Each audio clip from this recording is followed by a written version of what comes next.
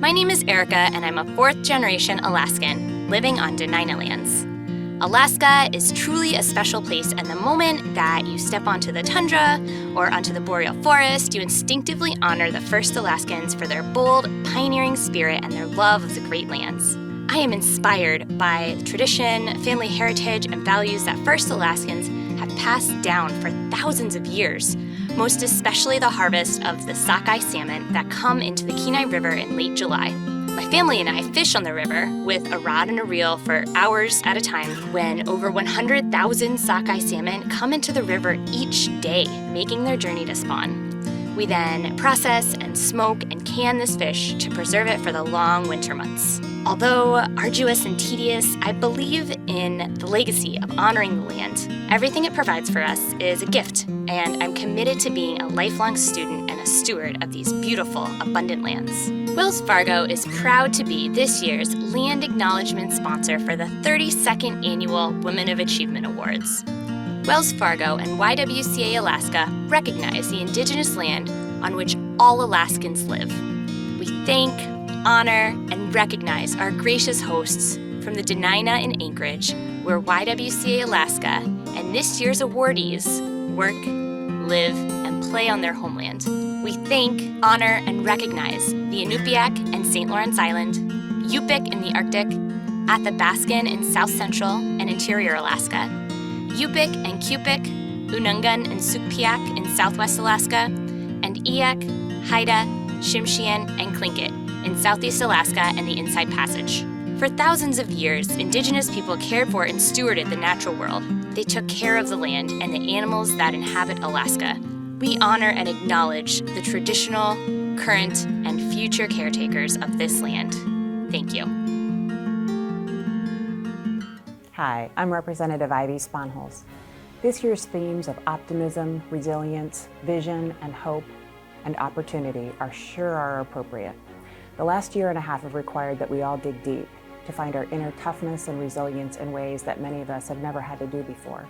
In many ways, women are exceptionally well primed for this. We face headwinds in our ability to receive the respect and recognition that our efforts often deserve.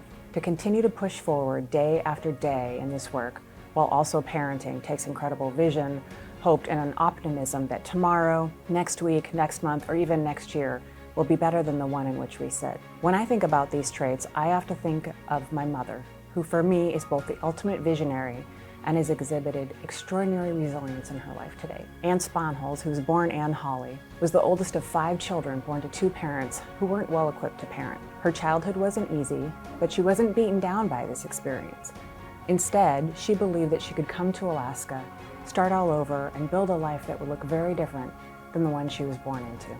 She came to Alaska in 1972, thousands of miles from where she grew up, to live a new life. She settled in Nebezna, Alaska, in the Wrangell Mountains, where she learned to chop wood, hunt, and fish. A year later, she gave birth to me in a dry log cabin, which I think speaks to her courage and toughness. My mom is tenacious in her belief that she could raise a strong family despite not having a roadmap.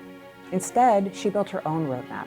She read voraciously about child development and relationships, and through that work, she created a vision for what a strong family could be. As a result, she raised 4 children who cared deeply for each other, have strong moral compasses, and healthy relationships because of that vision. She finished college in her 40s when I was a teenager, while raising 4 kids, and had an amazing career as a foster parent, workforce development leader, and political advocate for women, children, and the poor. Believing that a middle-class job was a path to a better life, she worked for years to help Alaskans get trained for high-paying jobs in the trades. In doing so, she made it possible for many Alaskans to realize their dreams as well. I think she exemplifies the Alaskan spirit, but she also represents the incredible vision, hope, and optimism that Alaskan women have. The last 18 months sure have required a lot of resilience and hope. We've all faced isolation, fear, trying to juggle working and educating our children at the same time, not to mention being the in-home tech support. We've faced fears for the health of our loved ones, often caregiving for them. We faced extraordinary conflict and social media algorithms which increase our perception of that conflict. As we reach deeper and deeper to find the strength and optimism needed to face each day in these difficult times, we have to look for glimmers of hope around us. I personally find hope in the amazing women being honored as YWCA Women of Achievement this year. This year's class of inductees is also one of the most diverse classes ever, which speaks to the YWCA Alaska's strong commitment to recognizing women of color's leadership in Alaska. This year's class includes Alaska Native leaders like Emily Edenshaw, originally from Imanik, who is Executive Director of the Alaska Native Heritage Center. She tragically lost her first husband when their child was just a baby, but she still finished her undergraduate degree in journalism at UAA. She remarried and has gone on to be an amazing mother of two and is blazing trail as an Indigenous leader in Alaska. And she's doing this all while she's pursuing a doctorate in Indigenous Studies at UAF. Michael Fredericks is the CEO of SALT, a Native-owned and women-owned Alaska interior design firm. She's a Yupik woman whose passion for community drives her service on the Board of Catholic Social Services and to Native place naming effort in the municipality of Anchorage, an effort which is helping Anchorage residents to become more aware of the Dena'ina culture, which has been vibrant here for long before immigrants like my mother came to Anchorage. Melanie Osborne, who's Executive Vice President and General Counsel at Chugach Alaska Corporation, who's been an advocate for Alaska Native and American Indian interests for her entire legal career. Kim Reitmeyer, who is Supiaq, has been Executive Director at the ANCSA Regional Association for the last 10 years after an extensive career in business.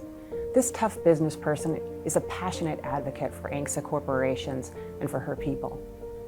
This year's class also includes African American leaders like local artist and retired school counselor Vonnie Gaither, whose work centers people of color and a lot of East Anchorage pride. Jasmine Smith, a local entrepreneur whose innovative businesses include Baby Vend, which supports parents on the go. Smith is also a single parent of twins who still manages to volunteer with the Mountain View Community Council on top of everything else in her life. This year's class also includes Alaska's top doctor, Dr. Ann Zink. Where would Alaskans be right now without the calm, compassionate leadership of Dr. Zink? She's been a beacon of hope, optimism, and resilience for all of us throughout this pandemic. Her ability to communicate complex information with both clarity and compassion has guided us all and made her a hero for many Alaskans. Dr. Zink has also demonstrated very aptly that empathy is a leadership trait, proving that many times the best person for a job is a woman. Officer Angie Salvato has worked in law enforcement for 20 years. She's actually eligible to retire in 2 weeks. Congratulations on a career well served. She also started the nonprofit Anchorage Cops for Community, which introduces Anchorage kids to law enforcement in positive ways. Monica Shah is an Indian American woman who grew up in both the United States and India. She is a well-respected anthropologist and currently the Chief Collections Officer and Chief Conservator at the Anchorage Museum. Julie Riley is a retired UAF professor emerita of horticultural for 30 years. She founded the Refugee Agricultural Program at Catholic Social Services in 2007. It's now a 7,000 square foot growing space in Mountain View, which has served as a training ground for hundreds of refugees from across the globe. And as we think about these and all of this year's YWCA Alaska Women of Achievement inductees, I think that we can agree that these women leaders exemplify optimism, resilience, vision, hope, and opportunity. It is these women's passionate commitment to ensuring that Alaska is a better place for their children, your children, their grandchildren, and all of their great-grandchildren makes them worthy of this recognition. So join me in congratulating the 2021 YWCA Alaska Women of Achievement. Hello there, and welcome to this year's YWCA Women of Achievement. Throughout the years, I've been honored to MC this event to help recognize the many Alaska women who have been a positive force in our community and our state. Many times, these are women who have overcome intense challenges and adversity to help others overcome theirs and to mentor them along the way. Which is why the YWCA's commitment to women of all ages, including our youth, is so important.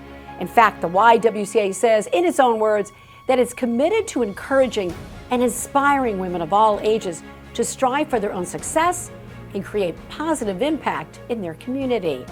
From physicians to business leaders and social advocates, these are women who are not only successful in their own right, but also brought along with them other women to also succeed and brought many important causes and issues to light. The mission of the YWCA is to eliminate racism, empower women, and to promote peace, justice, freedom, and dignity for all. And we are so fortunate that every year we have so many candidates and in turn honorees who work tirelessly and year-round to help Alaskans achieve that goal. To empower each one of us to be part of the solution instead of part of the problem. With a united front for positive works of care and compassion, we can do just about anything. And add to that positive role models to pass on that work and important leadership skills to our next generation. I would like to thank this year's honorees and the hundreds from decades past for dedicating their lives to improving the lives and future of not only women, but so many other Alaskans who benefit from their dedication and work all along the way. On behalf of our community, thank you and congratulations. Welcome to Day 5 of the YWCA Alaska's 32nd Annual Women of Achievement event. I'm Jessie Lavoie, and I volunteer on the Board of Directors. Our final theme of this year's event is opportunity. While the pressures of the COVID-19 pandemic and a racial reckoning have presented us with a myriad of challenges, they've also given us opportunities to engage with Alaskans' youth in different, new, and exciting ways. They cause us to re-examine and reinvent our structures to find creative ways of accomplishing our goals. I'm so proud of what we've been able to creatively achieve. The YWCA Alaska has always led the way in providing opportunities for our youth in Alaska. The purpose of the My YW at YWCA Alaska is to engage youth in productive ways that encourage, motivate, and inspire young people to serve their communities, to develop leadership, teamwork, and live their best lives. These programs include internships for high school and young college students, mentorships with community leaders, as well as seminars on a variety of topics, including STEM and the interconnectivity of health and equity. The YWCA Alaska reminds youth that even when things seem dark, there's always light and there's always opportunity. We have our final 2 incredible Women of Achievement as well as our final Youth of Achievement to celebrate tonight, and I'm really excited to share them with you. We also have another outstanding woman to honor tonight, Mary Jo Torgerson. Mary Jo is this year's winner of the Arla Sturgoliski Award after her lifelong career as the director of Anchorage Public Library, and we're so proud to recognize her accomplishments as well. And I hope you enjoyed tonight's event. You know, I was very lucky. I worked with a woman in Sheridan, Wyoming. My first job was as a technician typing old-fashioned library cards. And I wasn't quite sure what else to do, so I decided, well, I was an English major, and why not libraries, because, you know, I like to read. And I was lucky enough to have a series of wonderful mentors that helped craft me. Some of them were people that I worked with, some of them were customers, and I couldn't have asked for a better career in my life. Particularly around the whole issue of equity. And I grew up as a kid in Montana where I was a member of the Catholic Church, and that Catholic Church, a lot of it was around community. And the role of a public library in building community is really what has driven me throughout my life. And I've worked in a variety of libraries. I worked as an Army librarian, and the irony of that is that I really am not very pro-military, and it changed me in so many ways. It changed me both in an exposure of the plethora of who lives and works and fights for the United States, as well as the exposure to a lot of different cultures. And again, that is what has driven me in who I am and bringing people together to celebrate. I think of a time in Federal Way, Washington, where there was a large Korean population, and we celebrated the Korean culture. Working in Federal Way, also Posada, bringing Latinx folks into libraries, and then coming to Anchorage. And particularly in Anchorage was in so many ways filled with joy and strife both. the fight towards recognizing everybody's equal quality or equality of coming into a library. We took so much heat in people that were houseless. Well, I don't want to come into the library with people that don't have a home, and we really fought for that. The future, I go in stages where I feel pretty cynical, and particularly the economics of the world. The recent Washington Post article on the Pandora Papers, where people park their dollars offshore, and the world inequity. What I feel hopeful about, though, is that we see the person who's tired of taking it standing up, and certainly the many movements, the American Indian, Alaska Native, African American, when we see the movements, and you see it in literature, the amount of publishing that's happening today around people of color is wonderful. And so I do feel hopeful. As I've retired, one of the things that I feel hopeful about is Mother Earth, too. And that as a culture and as a world, we have a responsibility beyond the human nature and humanness to expand that equality towards Mother Earth as well. Congratulations. Thank you so much for this award. It means a lot to me, but particularly since Arlis Sturgeluski was such a strong supporter for public libraries and democracy. Hi Julie, good morning. Julie, thank you, your teacher. Nepali people, all you teacher, go to market, selling vegetable, planting, all you teacher. Thank you, Julie, thank you.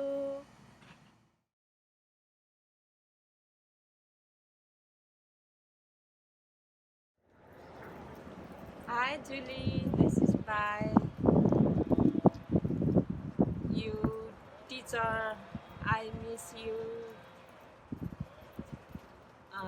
I have right now my own garden.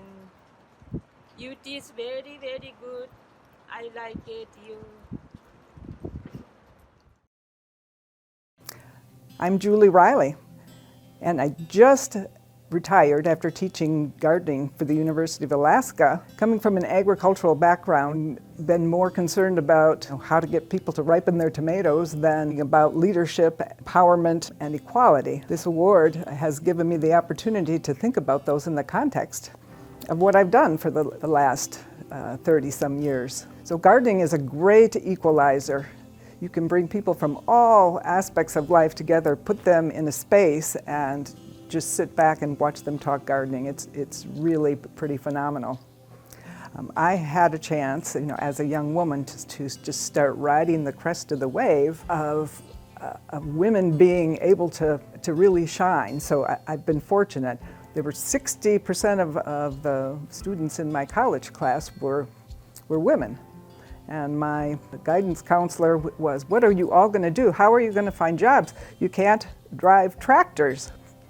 Well, I came to Alaska, I worked with all women, and so it's really seemed like there weren't any issues. But when I think back, my first job as a horticulturalist, I got pulled into the office after 2 weeks and was given a pay raise. And I said, well, how come? And they said, well, you can shovel dirt just as well as the boys do. You work just as hard, so we're going to give you equal pay. So I didn't really think twice about it. I grew up in a small town in Wisconsin, and there was no diversity. But at home, there was equity. And I have my parents to thank for making sure that my brother and I did the same chores. We both did the dishes, we both mowed the lawns. So that kind of started me off on the track of thinking that, as a woman, I could do anything. One of the big programs that I was part of for my career is the Master Gardener program. And the Master Gardener program teaches others about gardening, But along the way, when you work with volunteers, there's also leadership development going on. So I've seen people who, have never spoken in front of a group, who had never been an officer in a club, who never would open up their home and yard, to other gardeners. That's all part of, leadership development. And thinking about how I've been able to actually empower people to do things that they wouldn't do and to feel good about themselves and be part of their community has just been a really important aspect of my career. I knew that this was where I was meant to be. And it's not the plants, it really is the people. And it's the people in our community that make our environment a good place to be. And you put that all together and it makes the world a better place. Anchorage has given me the opportunity to work with and learn from people from all over the world. And it's really all about the people in your life. People who have had traumas in their lives, who found, the garden as a respite, and then being able to take that produce from the garden, and sell it and become part of a vibrant farmers market community. I spent 10 years working with refugees in Anchorage. It really was an enriching experience because food is cultural. It's also part of your environment, and so that's why the garden brings people together to find peace and to heal and to gain confidence in themselves. I think that a young woman entering the workforce really needs to think about whether they're a people person, because there are some jobs where you're behind the scenes and you're working by yourself. There are some people that need other people in order to be happy, and others would prefer not to be interacting with people on a daily basis. And nobody ever told me this, when I was thinking about what I wanted to do with my life. Nobody ever asked the question, are you a people person? So that's something that whenever I meet a young person who's embarking on their first career, to think about that before they take the step. Thank you, Cindy. And thank you to Master Gardeners, the Alaska Botanical Garden, the Refugee Assistance and Immigration Services Program, and Anchorage's horticultural community. Hi, I'm Aaron Schutt. I'm the chair of the ANCSA Regional Association Board of Directors. And on behalf of our board, we want to say congratulations to Kim Reitmeyer for her selection as Woman of Achievement.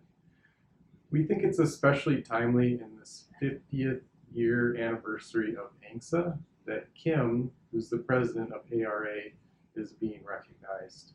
We also think it's very timely because in the past couple of years, Kim has carried an enormous burden for us as we navigated the pandemic, challenged the CARES Act in the CARES Act litigation, and won at the US Supreme Court. And Kim really led a nationwide effort in that regard, as well as all of the other things that she does for us and for our community, and the other things you can read about her in her biography. So again, on behalf of our board, we just want to say thank you, Kim, for all you've done for us. Congratulations on this well-earned recognition. I think a little bit about myself is obviously comes back to the family. It all starts with the family and ends with the family. I grew up with a mother that quickly became my best friend, a father that was always my biggest champion, and an older brother who I idolized. Very fortunate to find a husband that was all those things and more. We now have 2 boys who are our world, and now we navigate this world called life and try to have as much fun along the way as possible. Being Alaska Native and being able to work to improve our communities and our Alaska Native shareholders that represent our state is so vitally important to me and what I do every day. I'm Supiaq. I'm a shareholder of Koniag and Yuzinki Native Corporation, and I'm a tribal member of the Shunak tribe of Kodiak. It's important for me to leave a legacy for my children and for those that come next. I think cultural identity for our youth and for our Alaska Native people is so important in these next generations, and hanging on to our cultural vitality is so important. Being a woman in the workplace, for me, is amazing because of the people that I've had in my journey along the way and the people that I'm currently surrounded with. I think the Alaska Native community is so lucky because we have so many incredible women in leadership roles and important mentorship roles along the way. When I look back at my career, there's so many women that have touched my life and helped my career, and every pivotal moment that I can think about in my career involves another woman and someone else helping me along the way. And I think that's the important part of Alaska too, is growing up. I remember traveling with my father, being in a public place with my father and telling him, my gosh, do you know everyone? Can we go anywhere without you running into someone and talking to someone? And my kids do that to me now. So I think it's really fun, and it's really puts a lens on how special Alaska is. It's about the connections, it's about the people, and it's about the friends that we turn into our family. I think the most important thing for entering the workforce is being able to step back and look at the big picture. We now live in a society where we have so much information coming at us so quickly and so frequently. It's easy to get myopic in your view, and it's so important to step back and look and understand someone else's viewpoint and respect them along the way in their beliefs and who they are as an individual. I think surrounding yourself with people that you trust and someone that takes the time, understand the value of someone that takes the time to spend time with you. Time is a precious commodity these days, and individual conversation is precious, and I think we need to treasure that and really take the time to appreciate the people that surround us. I am so incredibly honored and humbled to be joining a list of such amazing women that I have respected and just been in awe of my whole entire life. So this is something I will cherish forever. Thank you. Good evening. My name is Lael Oldmixon, and I'm the Executive Director of Alaska 529. I am pleased to be here tonight to help recognize and honor the YWCA Youth Award recipients. We were floored when we reviewed the great work and the amazing stories of the award recipients this evening. We commend you for your contributions to community and just want to say thank you for everything that you have done in your communities and around Alaska. We partnered with the YWCA this year to help sponsor tonight's event. And when we thought about what we thought might be a great way to recognize and honor your work, we thought, hey, you know what? What we do is we help families save for future education. So let's help our Youth Award recipients save for their future education. So I'm pleased to announce, in partnership with the YWCA, we will be giving every single one of the award recipients tonight a $2,000 scholarship with Alaska 529. Congratulations and have a great evening. Hi, my name is Nastea Osmond. I go to Bartlett High School and I'm a senior, and I am from Alaska. I am most proud of myself for keeping up with school and work full-time because it's hard, and it has been hard just in general, and there's been a lot going on in the world, but I chose to work full-time and go to school and get good grades, and I'm doing pretty well, and yeah, I'm just gonna keep doing what I gotta do. I am looking forward to going to school, college, and starting my own business. And I want to go to school for business and get a degree and then have my own business. Right now it's all in my head, but soon I will sketch it out and really see if that's what I really want. And I'm thinking of maybe even making it a family business because my sister suggested it, and I'm like, hey, maybe it might not be so bad. So yeah, and they're like really supportive, and they think my idea is so good. I'm like, it's not even all that, but okay. But yeah, I think I really want to do it, you know, because they're all very supporting, and they're like, I would definitely come there, and I'm like, you know what? See, now I have to do it, and yeah, I'm gonna do what it takes to achieve that goal. Some things are definitely meant to be, and you know, I tell myself like, no matter how hard it is, if something is meant to be, then you have to go, and you know, you have to do it, because in the end, it will be worth it, and things, it does get better.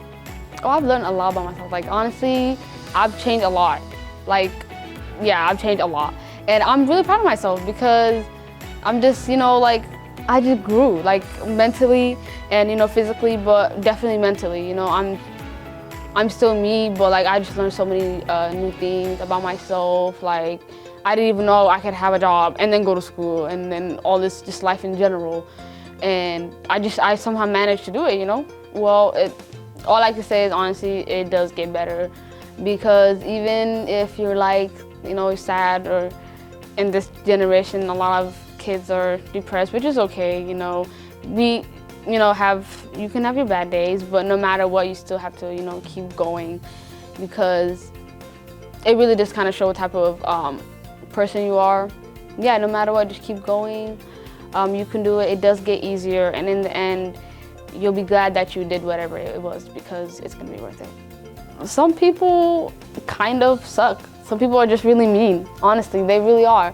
And no matter like how much no matter how much of a bad day you were having, they will make it worse, definitely.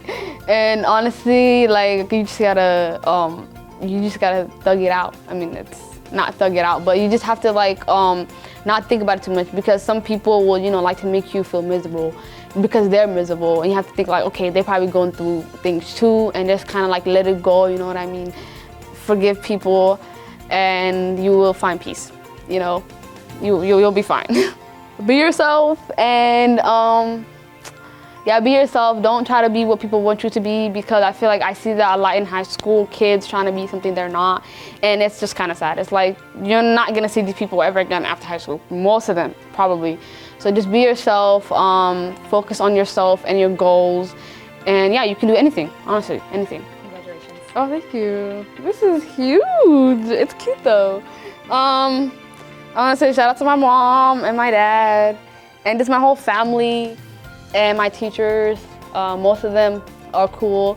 Yeah, honestly, you see me with this award, like who would think that I would get here? Honestly, you can do anything. And yeah, shout out to everyone who helped me get to where I was today. So yeah. Wow, what an impressive group of talented Alaskan women. Congratulations to all of this year's awardees. Hello everyone, my name is Stephanie Holthouse, and I am honored to be the board chair for the YWCA Alaska this year. As you know, it takes money to do the work of the Y. Our programs require staff in the community working with individuals one-on-one. These days, that means phone calls, Skype calls, and online classes. This style of work is labor-intensive and expensive, but it yields by far the very best results. It's so important to make personal connections and work with individuals where they are. A lot of women who depend on our services don't have a regular address or a reliable phone number. This means we need to be reliable, accessible, and dependable so they can find us and get the assistance that they need. In these uncertain and changing times, one thing I know is that Alaskans support Alaskans. Our independent state has a long history of supporting our own, and I am here to ask you to support the YWCA. The best way for you to give is to become a member of YWCA Alaska. Members make annual or monthly donations to support the important work that we do. Monthly giving is a great way to provide stable, long-lasting support. It allows you the convenience of spreading out your gift and allows us to plan for the future. Our monthly giving program is called the Tapestry Alliance because monthly givers are so important to us. They're woven into the tapestry and the fabric of our organization. However you choose to give, please give. Head to our website right now at ywcaak.org/donate to make your gift today. Thank you very much. Wow, what an exciting week. We hope you have enjoyed this time together, celebrating the achievement of remarkable leadership in a time when leadership really does matter. Congratulations again to the awardees. Alaska is better because you dare to lead. We would like to thank our donors and sponsors. Your support of the mission of YWCA Alaska makes it possible to eliminate racism, empower women, and promote peace, justice, freedom, and dignity for all Alaskans. Your generosity is valued. Bless you for giving. We are grateful for our keynote speaker, Representative Ivy Sponholz, your support for YWCA Alaska, and your enthusiasm for Alaska is inspirational. Thank you for your words that will serve to elevate us as a community. To our honorary chair, Maria Downey, executive sponsor for KTUU, your graciousness in serving was appreciated. Thank you for saying yes. And thank you to the YWCA Alaska Board of Directors and staff for your commitment and work to make this event possible. The collective mind is indeed more brilliant than the individual mind. Thank you for serving as a team. This concludes our event, the YWCA Alaska 32nd Annual Women of Achievement in Youth Awards. Remember, every day is a good day to lift the women of our state and the issues that concern them. May the women of Alaska be empowered to lead with boldness, develop leadership outside of oppression, envision the future where the rights of women and all peoples are protected and preserved. Thank you for being here. Have a good evening.